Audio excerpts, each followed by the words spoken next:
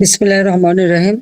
আমি কুষ্টিয়া ২ মিরপুর ভেড়ামারা এই আসনের সকল নেতৃবৃন্দ, কর্মী ভাইরা সবার প্রতি আমার শুভেচ্ছা জানাই। এই মিটিং চলাকালীন সময়ে আমাদের এক নেতা মৃত্যুবরণ করেন, তার বাবা মৃত্যুবরণ করেন, বা এই কিছুক্ষণ আগে শুনলেন যে মা মৃত্যুবরণ করেছে, কিন্তু ছেলে হয়ে দেখতেও পারলো না। ঘরে ঘরে এই ধরনেরই কান্না। যারা মৃত্যুবরণ করেছেন তাদের আত্মার মাগফিরাত কামনা করি, শান্তি কামনা করি, এবং স্বজনহারা বেদনা নিয়ে যারা আছেন আমি তাদের প্রতি আমার সমবেদনা জানাই। কারণ আমি জানি স্বজনহারা কষ্টটা কতটুকু, এটা আমার থেকে বোধহয় আর কেউ বেশি জানে না। আজকে সারা বাংলাদেশে যে অবস্থা চলছে, ঘরে ঘরে কান্নার রোল। সন্তানহারা পিতামাতার কান্না, পিতাহারা সন্তানের কান্না, মা হারা সন্তানের কান্না, ভাইহারা বোনের কান্না, বোনহারা ভাইয়ের কান্না, স্বামীহারা স্ত্রীর কান্না, স্ত্রীহারা স্বামীর কান্না। অধিকাংশ মৃত্যুই কিন্তু স্বাভাবিক মৃত্যু না। ডক্টর মোহাম্মদ ইউনূস ক্ষমতা দখল করেছে তার মেটিকুলাস ডিজাইনের মাধ্যমে। আর ডিজাইনটা হলো কি? ক্ষমতা দখলের জন্য সে রক্তের বন্যা বইয়ে দিয়েছে বাংলাদেশে। লাশ নদীতে ভাসে, পুকুরে ভাসে, রাস্তায় পড়ে থাকে। রাস্তার উপর প্রকাশ্য দিবলকে চাপা দিয়ে কুপিয়ে কুপিয়ে মানুষ হত্যা করে, কেউ দেখার নেই। বরং যারা নির্যাতিত তাদের বিরুদ্ধে মামলা দেয়, আর নির্যাতন যারা করে তারা জুলাই হিরো। আইন আপন হাতে তুলে নিয়ে, নিজের হাতে তুলে নিয়ে এই যে নির্যাতন যা বাংলাদেশে চলছে, মানে বাংলাদেশে সেই সব সংবাদকেও বলতে পারবে না, কারণ বাংলাদেশ সংবাদ নিয়ন্ত্রণ করছে ডক্টর মোহাম্মদ ইউনূস। দেশের ভিতরের কোনো খবর, কোনো পত্রিকা, টেলিভিশন, রেডিও বা সংবাদ সংস্থা তা প্রচার করতে পারবে না। যদি কেউ প্রচার করে, সাথে সাথে তাদের বিরুদ্ধে ব্যবস্থা, কারণ প্রত্যেকটা জায়গায় ইউনূসের এজেন্ট নিয়োগ দেয়া আছে, এবং কেউ যদি এই কথা না শুনে তার রিমান্ডে নিয়ে তাদেরকে নির্যাতন করা হচ্ছে। আমাদের আওয়ামী লীগের অগণিত নেতা কর্মীদেরকে রিমান্ডে নামে এমন ভাবে অত্যাচার করে যে যখন একের মুমূর্ষ অবস্থা, তখন কারাগারে দেয়। কারাগার থেকে হয় মৃত অবস্থায় অথবা মানে একেবারে মুমূর্ষ অবস্থায় হাসপাতালে নিয়ে, অর্থাৎ কারাগারে মরল না এইটুকু দেখাতে পারে, হাসপাতালে নিয়ে তার মৃত্যু। এমনকি হ্যান্ডকাপ, বয়স্ক মুক্তিযোদ্ধা, তার হাতে হ্যান্ডকাপ, মারা গেছে তখন হ্যান্ডকাপ পরা। হাসপাতালে চিকিৎসা হবে না, তাদের চিকিৎসাটাও দেয় না। ছেলেকে পায় না, মাকে কুপিয়ে হত্যা করে, পুড়িয়ে মারে। প্রতি পদে পদে চরম ভাবে মানবাধিকার লঙ্ঘন করা হচ্ছে, এবং এখানে যেন কেউ নেই কিছু বলার। মানুষের যে ন্যায় বিচার পাবার অধিকার নাই। 2024 সালের 15 জুলাই থেকে যত হত্যাকাণ্ড ঘটেছে, সেই হত্যার কোনো বিচার হবে না। সেই হত্যার কোনো কেউ, যারা আপনজন হারিয়েছে তারা বিচার পাবে না। আগুন দিয়ে পুড়িয়ে পুড়িয়ে সরকারি সম্পদ ধ্বংস করা হয়েছে। সে মেট্রো রেল থেকে শুরু করে এক্সপ্রেসওয়ে, বিটিভি ভবন, অর্থাৎ টেলিভিশন ভবন, সড়ক ভবন, সেতু ভবন, দুর্যোগ মোকাবেলা ভবনের থেকে শুরু করে একটার পর একটা যে জ্বালিয়ে পুড়ে ছারখার করা, সেখানে কোনো বিচার নাই। সেটা নাকি বিপ্লব। 460টা থানা পুড়িয়ে দেওয়া হলো, থানার ভিতরে পুড়িয়ে পুলিশ হত্যা করা হলো, পিটিয়ে পিটিয়ে পুলিশ হত্যা করা হলো। এই কয়েকদিন আগে আমাদের সিরাজগঞ্জের এনায়েতপুর, সেখানে আওয়ামী লীগের প্রেসিডেন্ট বাচ্চু মারা গেল। থানায় বিএনপি এবং শিবিরের লোক ঢুকে পিটিয়ে পুলিশ হত্যা করেছে, এটা তখন সকলেই জানে। তো তারা তো রেখে টেখে করেনি, প্রকাশ্যে তাদের ছবিও আছে। এমনকি বিএনপির এক নেতা সিরাজগঞ্জে, তার সেক্রেটারি একজন, সে তো প্রকাশ্যে বলেই দিল যে পুলিশকে তারা মেরে ঠান্ডা করে দিয়েছে, যার জন্য তাদের আন্দোলন সফল হয়েছে। ইউনূসের সমন্বয়ক এনসিপি পার্টির নেতা প্রকাশ্যে টেলিভিশনে মানে ইন্টারভিউ দিতে যে বলে দিল পুলিশ হত্যা করেছে তারা, এবং পুলিশ হত্যা করে এবং মেট্রো রেলে আগুন দিয়েই তারা বিপ্লব সফল করেছে। আর একজন তো বিটিভিতে আগুন দিয়েছে, সেটা দেখালো। সড়ক সেতু ভবনে কারা আগুন দিয়েছে সেটাও তারা প্রকাশ্যে বলে যাচ্ছে। এরা কিন্তু বলে যাচ্ছে, স্বীকার করে যাচ্ছে, কিন্তু তাদের কোনো বিরুদ্ধে কোনো ব্যবস্থা নেওয়া যাবে না। কারণ কি? তাদের দায় মুক্তি দেওয়া হয়েছে। আর মামলাগুলি সব আওয়ামী লীগ নেতা কর্মীর বিরুদ্ধে। যত হত্যাকাণ্ড সব মামলা আওয়ামী লীগের বিরুদ্ধে। এমনকি আওয়ামী লীগকে আক্রমণ করেছে, গুলি খেয়েছে, আহত, তার বিরুদ্ধে মামলা। গোপালগঞ্জে আপনারা দেখেন কিন্তু হত্যা, সেখানে যে বঙ্গবন্ধুর বিরুদ্ধে বক্তব্য দিতে গেছে, এলাকার মানুষ খেপে গেছে। তাদের হাতে তো অস্ত্র ছিল না, তাদের হাতে তো কিছু ছিল না, সঙ্গে সঙ্গে সেনাবাহিনী ডাকা হলো। সাজোয়া বাহিনীর ভিতরে এই 5 জন সমন্বয়ক, তাদের এনসিপির নেতাদের শেল্টার দিয়ে উদ্ধার করতে, যে আরো 5 জন আওয়ামী লীগ নেতা কর্মীকে হত্যা করা হলো গুলি করে। এমনকি বুটে দিয়ে পাড়িয়ে, পা দিয়ে, মানে মারিয়ে তাকে হত্যা করলো। পা দিয়ে পালা দেওয়া, গলার মধ্যে পা দিয়ে বাড়ি হত্যা করা, কত বড় পৈশাচিকতা সেই সেনা সদস্য করলো। তাদের বিরুদ্ধে ব্যবস্থা নেই। কিন্তু যে সমস্ত সেনাবাহিনীর সদস্যরা এই রাষ্ট্রের সম্পদ রক্ষা করতে গেছে, মানুষের জীবন রক্ষা করতে গেছে, বা এই যে থানা পুলিশ আক্রমণ, সেখানে থানাগুলি রক্ষা করতে গেছে, পুলিশকে মেরে যখন পা বেঁধে ঝুলায় তাদেরকে রক্ষা করতে গেছে সেনা সদস্য, র্যাব, তাদের বিরুদ্ধে মামলা হচ্ছে, তাদের শাস্তি হবে, কারণ তারা তো রক্ষা করতে গেছে, সেটা বিরাট অপরাধ। আর যারা হত্যা করেছে তারা তো জুলাই হিরো, ইউনূসের হিরো, তাদের কোনো কিছু করার নাই। কোর্টে কোনো আইনজীবীরা যেতে পারবে না। সেই চিন্ময় প্রভু, তার জন্য আইনজীবী দাঁড়ালো, দেখে তাকে পিটিয়ে হত্যা করলো এবং প্রকাশ্যে একটা টেলিভিশনে বলে দিল যে তার পক্ষে কোনো আইনজীবী দাঁড়ালে তাকেও এভাবে লাঠি দিয়ে পিটিয়ে সোজা করে দেওয়া হবে। যারা সরাসরি সেনাবাহিনীকে চ্যালেঞ্জ দিচ্ছে, আইন শৃঙ্খলা বাহিনীকে চ্যালেঞ্জ দিচ্ছে, এত বড় বড় কথা বলছে, তাদের বিরুদ্ধে কিন্তু কোনো ব্যবস্থা নেওয়া হয় না। মনে একটা সাজানো নাটক চলছে বাংলাদেশে। ন্যায় বিচার পাবার কোনো সুযোগই নেই, কারণ উচ্চ আদালত, চিফ জাস্টিস, কিভাবে মানে জজ সাহেবদের পদত্যাগ করা হবে, মানে তাদের পদত্যাগের বিষয়টা নিয়েও বিরাট বিতর্ক, অনেক কিছু চলছে।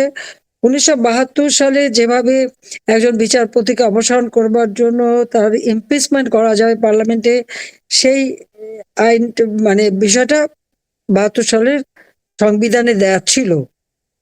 সেটাই যখন সংশোধন করা হলো, তখন একেবারে উচ্চ আদালত থেকে সবাই আমরা সেটা কেন সংশোধন করলাম, অর্থাৎ 16 অনুচ্ছেদ, সেটা তারা তাদের তাদের রায় দিয়ে রেখে দিল। আমরা করেছিলাম সেখানে একটা কমিটি হবে, সেখানে উচ্চ আদালতের বিচারপতিরাও থাকবেন, মাননীয় স্পিকার থাকবেন, সকল দলের প্রতিনিধি থাকবে, তদন্ত হবে। সেই তদন্তে যদি কোনো দোষ পাওয়া যায় পার্লামেন্টে যাবে, পার্লামেন্টে আলোচনা হবে, ভোট হবে, তারপরে একজন বিচারপতির অপসারণ করা যাবে। তো এই মার্শাল্লাহ দিয়ে জিয়াউর রহমান যখন ক্ষমতা নেয়, যখন জুডিশিয়াল কাউন্সিল, সেটা ছিল মহামান্য রাষ্ট্রপতির হাতে, এবং এতই ক্ষমতা ছিল যে জিয়াউর রহমান নিজেই দেখা গেল চিফ জাস্টিস থেকে জজ সাহেবদের এক কলমের খোঁচায় বের করে দিয়েছে। অবশ্য সবাইকে একবারে ফেলে দেয়নি, যেমন একজন জজ সাহেবকে নিয়ে দিয়ে দিল বিদেশে রাষ্ট্রদূত করে, কাউকে দিল। এরশাদ তার থেকে আরো এক ধাপ উপরে, মানে জাস্টিস কামাল উদ্দিন হোসেন প্রধান বিচারপতি এজলাসে বসছেন, তিনি জানেন না যে তার চাকরিটা রাত্রেবেলা চলে গেছে, তাকে জানানোর প্রয়োজন মনে করেনি। উনি বসে শুনলেন যে উনি নাই, ওনার বিদায় হয়ে গেছে। এই যে অনিয়মের মধ্য দিয়ে তাদের সরানো, তাদের সম্মান দেওয়ার জন্য আমরা যেটা করেছিলাম, তাতে আবার আমাদের উচ্চ আদালত আপত্তি করলো। কিন্তু আজকে অবস্থাটা কি দেখলো? ডক্টর মোহাম্মদ ইউনূস, খুবই সকলের প্রিয় ব্যক্তি, ক্ষমতায় বসেই দেখা গেল কতগুলি ছাত্র নামধারী সন্ত্রাসী জঙ্গিরা হলো ইউনূসের বাহিনীর, এনসিপি পার্টির নেতারা লাঠি, সোটা, অস্ত্র, চাপাতি সবকিছু নিয়ে চিফ জাস্টিসের বাড়ি এবং উচ্চ আদালতে হামলা। কি, তাদের পদত্যাগ করতে হবে। কত সহজ পন্থা পদত্যাগ করানোর। এবং এভাবে একে একে সব, মানে অ্যাপিলেট ডিভিশন, হাইকোর্ট ডিভিশন, বিচারপতিদের বিদায়। তারপরে যাদের নিয়োগ দেওয়া হলো, বেশিরভাগই জামাত এবং বিএনপির লোকেরা নিয়োগ পেল। এমনকি অ্যাটর্নি জেনারেল, একজন অ্যাটর্নি জেনারেলের যখন সময় শেষ হয়, আর একজনকে নিয়োগ দেওয়া হয় তার আগেই, তারপরে তারা ক্ষমতা হস্তান্তর করে। সভ্য দেশে সেটাই নিয়ম।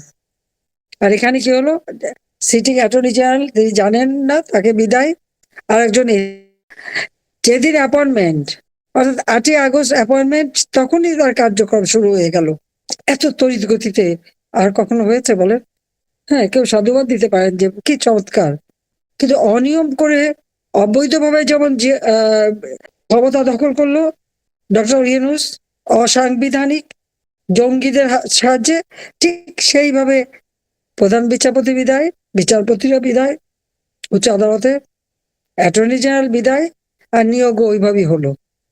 অর্থাৎ অবৈধ সরকারের সব পদক্ষেপই অবৈধ। এই যে একটা অনিয়ম, কোনো মানুষ এভাবে কিভাবে ন্যায় বিচার পাবে? আজকে ছাত্রছাত্রীরা লেখাপড়া করতে পারবে না কেন? আওয়ামী লীগ সেই জন্য, মুক্তিযোদ্ধা পরিবার সেই জন্য। আওয়ামী লীগ 1949 সালে প্রতিষ্ঠা লাভ করেছে, এদেশের স্বাধীনতা এনে দিয়েছে। আর যে পার্টিগুলো এখন 5 স্টার হোটেলে 2 কোটি 2.5 কোটি টাকা খরচ করে যে তৈরি হয়েছে, মাটি মানুষের সাথে তো তাদের কোনো সম্পর্ক নেই। পকেটে 1000 টাকা ছিল না খাওয়ার জন্য, এখন কয়েক হাজার কোটি টাকার মালিক ইউনূস। গ্রামীণ ব্যাংকে 6,000 টাকা বেতনের এমডির চাকরি নিয়ে সে সারা বিশ্বকে ধোঁকা দিল যে গ্রামীণ ব্যাংক তার নিজের নাকি সৃষ্টি, এবং গ্রামীণ ব্যাংকের নাম ভাঙিয়ে সারা বিশ্বে হাজার হাজার কোটি টাকার মালিক। কোথেকে আসছে টাকা? ব্যাংকের আপনারা দেখেন ফিক্সড ডিপোজিট বিভিন্ন নামে নামে নামে নামে, এখান থেকে ওখানে, ওখান থেকে ওখানে, এইসব করে 5,000 কোটি টাকার কাছাকাছি তার ফিক্সড ডিপোজিট। আমার কাছে অ্যাকাউন্ট নাম্বার টাম্বার সব আছে, কিছু কিছু আপনাদের দিয়েছে, আরো আছে, তবু আস্তে আস্তে। তারা আবার আমাদের দুর্নীতি খোঁজে। আমি তো ভীষণ দুর্নীতিবাজ, কয়শো মিলিয়ন বিলিয়ন নাকি পাচার করেছি। কোথায় সে টাকা বের করে না কেন খুঁজে? একটা আজকে কত 11 মাস 12 মাস তো হয়ে গেল। 12 মাস কি 1 বছর বেশি, 13-14 মাস হয়ে গেছে। এই পর্যন্ত তো একটা খোঁজ বের করতে পারলো না। ইউনূসের খোঁজ তো আমরা পেয়ে গেছি। ইউনূস কেন, বাংলাদেশ ব্যাংকের গভর্নর, তারপর অর্থ উপদেষ্টা, অন্যান্য উপদেষ্টায় আসিফ নজরুল থেকে শুরু করে প্রত্যেকের খবর কিন্তু আছে, সমন্বয়কদের খবরও পাওয়া গেছে, সবই আছে। এখন নাম্বার সব পাওয়া যাবে, সময় মতো ধরাও হবে। কিন্তু আমাদের বিরুদ্ধে যে বদনাম বিভিন্ন পত্রিকায় একেবারে তৈরি করে টাকা পয়সা দিয়ে মিডিয়াগুলিতে দিয়ে প্রচার, এইভাবে যে আমাদেরকে হেয় প্রতিপন্ন করা, কিন্তু আজ পর্যন্ত প্রমাণ করতে তো পারেনি। একটা প্রমাণ দেখাক। আমি, আমার ছোট বোন রেহানা, আমাদের 5টা বাচ্চা, অথবা আমার আওয়ামী তাদের মধ্যে এত কথা বলেছে, একটা প্রমাণ দিক যে এখানে এই অনিয়ম বা দুর্নীতি হয়েছে। তারেক জিয়া, খালেদা জিয়া, কোকো যে দুর্নীতি করেছিল, কোকো এদের টাকা তো আমি ফেরতও এনেছিলাম। এফবিআই এসে তাদের এই তারেকের বিরুদ্ধে সাক্ষী দিয়ে গেছে, সেই সাক্ষীতে তার শাস্তি। খালেদা জি খালেদা জিয়া তার বিরুদ্ধে সাক্ষী দেওয়ার জন্য তৈরি। যেই তার কোর্টে কেসের টাইম, তখন সে একেবারে লাইফ সাপোর্টে চলে যায়। এখন তো আর লাইফ সাপোর্টে যাওয়া লাগে না। হ্যাঁ, তার বোন এসে কান্নাকাটি করেছে, আমি তার সাথে স্থগিত করে তাকে বাসায় থাকার ব্যবস্থা করে দিয়েছি। হাঁটতে পারে না, চলতে পারে না, বিছানা ছুলে উঠতে পারে না, কমরে বসলে উঠতে পারে না, স্বাভাবিক কারণে দিয়েছি। কিন্তু আমাকে তো কম অপমান করেনি, আমাকে তো হত্যার চেষ্টা করেছে বারবার। 21 আগস্ট গ্রেনেড হামলার আগে বলে দিল প্রধানমন্ত্রী তো দূরের কথা, শেখ হাসিনা কোনদিন বিরোধী দলের নেতাও হতে পারবে না। তারপর তো আমি একটানা ক্ষমতা এসেছি 3 বার, আর চতুর্থবার ইলেকশনে জিতে এসেছি ক্ষমতায়, তার আগে একবার। তার অভিশাপটা আমার হয়ে গেছিল, সেটা তাকে একটা ধন্যবাদ। তা আমি আজকে ভেড়ামারা আমাদের এবং কুষ্টিয়া যারা কত পুরনো নেতা আজকে শেষ, মানে কেউ আগেই মারা গেছেন, কেউ এই সময় মারা গেলেন, এবং যাদের বাড়িতে গেলাম খেলাম আজকে অনেকেই নেই। বাংলাদেশে আমি যখন ফিরে আসি, মা বাবা ভাই বোন আমার কেউ নাই। এই যে বাংলাদেশে ঘুরেছি, গ্রামে গ্রামে গিয়েছি, মানুষের যে আদর ভালোবাসা স্নেহ পেয়েছি, সেটাই তো সবসময় মনে পড়ে। যে তাদের এই স্নেহ ভালোবাসাই তো আমাকে শক্তি জুগিয়েছে। বাংলাদেশের মানুষকে আমি আমার নিজের পরিবার আপন করে নিয়েছিলাম। আওয়ামী লীগ নেতা কর্মী তারাই তো আমার আপন, তারাই তো আমার পরিবার। আজকে তাদের উপরে জুলুম অত্যাচার, এর হাত থেকে সকলকে ঐক্যবদ্ধ হতে হবে। আজকে সরকারি কর্মচারী, পুলিশ, সেনাবাহিনী প্রত্যেকটা প্রতিষ্ঠান ধ্বংস। সংসদ ভবন, হাইকোর্ট, সেক্রেটারিয়েট সব জায়গায় 32 নম্বর তারিখ যে নির্দেশ দিল আগুন দিতে, আগুন দিল, তারপর তার বুলডোজার দিয়ে ভাঙলো। একটু স্মৃতিটুকু নিয়েই বেঁচেছিলাম, আজকে সেটা ভেঙে দিল। বললো কি তার মাকে নাকি উৎখাত করা হয়েছে। উৎখাত করা হবে কেন? তার মা সেনাবাহিনীর বসেছিল এরশাদের দিয়ে জোর করে লিখে নিয়েছিল। এই বাড়ি পরিবর্তে গুলশানে বিরাট বাড়ি দেওয়া হয়েছে তার, যে নিজে পছন্দ করে সেই বাড়ি নিয়েছে, সেই বাড়িতে যাওয়ার কথা, যায়নি। ওই মন্ডল রোড থেকে কোনো সেনা অফিসাররা চলাচল করতে পারতো না। আশেপাশে বাড়িগুলি, বাংলোগুলি পর্যন্ত দখল। সেনাবাহিনীর ছাউনি ছিল, সেটাও দখল। সেখানে আবার কিছু লোককে ভাড়া দিচ্ছিল, প্রতিদিন সেনা ছাউনিতে ছিনতাই হতো, চুরি হতো বাড়ি বাড়ি। অতিষ্ঠ হয়ে গেছিল সব। তারপর তাকে যখন ওখানে চলতে বলা হয়, সে মামলায় হেরে যায়। মামলায় হেরে গেলে স্বাভাবিক, বাড়ি তো ছেড়ে দিতেই হবে, কারণ আইনগত কোনো ভিত্তি দেখাতে পারেনি যে ওই বাড়িটা তার। হ্যাঁ জানি, তারেক যে ওখানে অনেক টাকা খরচ করে বিশাল বাড়ি বানিয়েছিল, শুনেছি তার এক বেডরুমই নাকি 8,000 স্কোয়ার ফিটের, সেখানে আবার একেবারে আধুনিক ডিজিটাল সিস্টেমের তালা টালা লাগানো ছিল। এটা যাদের সম্পদ তারা নিয়ে নিয়েছে, এখানে আমাদের কি করা আছে? বরং রেহানার একটা বাসা ছিল ধানমন্ডি 6 নম্বর রোডে। খালেদা জিয়া একা 2000 ক্ষমতা এসে সেই বাড়ি দখল করে সেখানে পুলিশ স্টেশন করে দেয়, থানা। এবং একটা থানা উদ্বোধনে প্রাইম মিনিস্টার লাল রঙের ফ্রেঞ্চ শিফন পরে চলে যান, খুব খুশি মনে উদ্বোধন করে। তারপরে রেহানা বললো যে এখানে থানা বসেছে, আমার এ বাড়ির দরকার নাই। সে লিখিত ভাবে ওই সম্পত্তিটা পুরা ওই থানাকে দান করে দিয়েছিল, আমরা পাড়ি দিতে। রেহানা বললো যে বাড়ি সে দখল করে নিয়ে গেছে সেটা তো আমার রাখার দরকার নাই। একথা ভুলে গেছে নাকি? খালেদা জিয়া তারেক জিয়া তো ভোলার কথা না। ওই রাস্তা দিয়ে হাঁটা যাবে না, ওই রাস্তা দিয়ে গাড়ি যেতে পারবে না, এমন অবস্থা ছিল সেখানে। আমার সেই জন্য 32 নম্বর আগুন দিয়ে পোড়াবে? এটা দেশবাসীর কাছে এটাই জিজ্ঞাসা। তারেক যে ভুলে গেছে, তার বাপ মা ওই বাড়িতে কতদিন গেছে, প্রতিদিন যেহেতু বাড়ির ধর্নাতে পড়ে থাকতো। যাক, আমি আর এই কথা বলতে চাই না। আমি আমার নেতা কর্মীদের এটাই বলবো যে 15 বছর একটানা সরকারের থেকে বাংলাদেশটাকে আমরা উন্নত করেছি, দেশের মানুষের ভাগ্য পরিবর্তন করেছি, দারিদ্রের হার কমিয়েছিলাম। আজকে ইউনূস এসে দারিদ্রের হার বাড়িয়েছে, লিটারেসি রেট কমিয়ে দিয়েছে, নারীদের অধিকার কেড়ে নিয়েছে। দেশের যুবক সমাজ আজকে কাজ পায় না, চাকরি পায় না, সে পথ বন্ধ করে দিয়েছে। সে লেখাপড়া করতে পারে না, হয় তাদের ডিগ্রি কেড়ে নেওয়া হচ্ছে। দেশব্যাপী অবৈধ অস্ত্রের ছড়াছড়ি, কারো জীবনের শান্তি নিরাপত্তা নাই, ঘরে ঘরে চুরি ডাকাতি ছিনতাই, যে কোনো সময় যে কেউ যেখানে যে যা কিছু ছিনতাই পারবে, দখল করতে পারবে, নিতে পারবে। এবং বিএনপি তো দখলবাজ আর চুরি ডাকাতিতে ওস্তাদ, আর শিবির তো মানুষ খুন করতে। তো সারা দেশটাকে একটা জল্লাদখানা বানিয়েছে, দুর্নীতির আখড়া, হাজার হাজার কোটি টাকা বিদেশে পাচার করে যাচ্ছে, কিনারায় নিয়ে এসেছে। আওয়ামী লীগ এদেশের স্বাধীনতা এনেছে আমাদের মহান নেতা জাতির পিতা বঙ্গবন্ধু শেখ মুজিবুর রহমানের নেতৃত্বে। আওয়ামী লীগ ক্ষমতা আসার পরেই বাংলাদেশের উন্নতি হচ্ছে, ঘরে ঘরে বিদ্যুৎ দিয়ে অবকাঠামো উন্নয়ন করেছে, মানুষের ভাগ্য পরিবর্তন করেছে। সাক্ষরতার হার থেকে শুরু করে ঘরে দেওয়া, চিকিৎসা সেবা করা, প্রতিটি বছর প্রায় ছেলেমেয়েরা লেখাপড়া করার সাথে ব্যবসা বাণিজ্য করতে পারে বা চাকরি পেতে পারে, সেই ব্যবস্থা আমরাই করে দিয়েছিলাম। আমাদের সময় বেকার সমস্যা, বেকার কোভিডের আগে মাত্র 3%, কোভিডের পরে ছিল 5%। হত দরিদ্র আমরা কমিয়ে ফেলেছিলাম, বিনা পয়সায় ঘর দিয়ে মানুষকে বসতি দিয়ে মানুষের জীবন মানটাকে অর্থবহ করে দিয়েছিলাম।